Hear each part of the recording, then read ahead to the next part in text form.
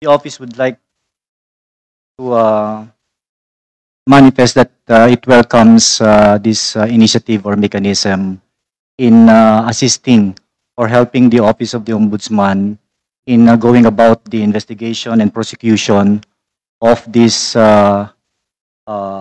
infrastructure corruption of this magnitude and of widespread nature.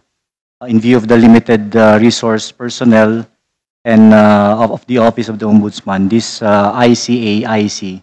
would be a welcome development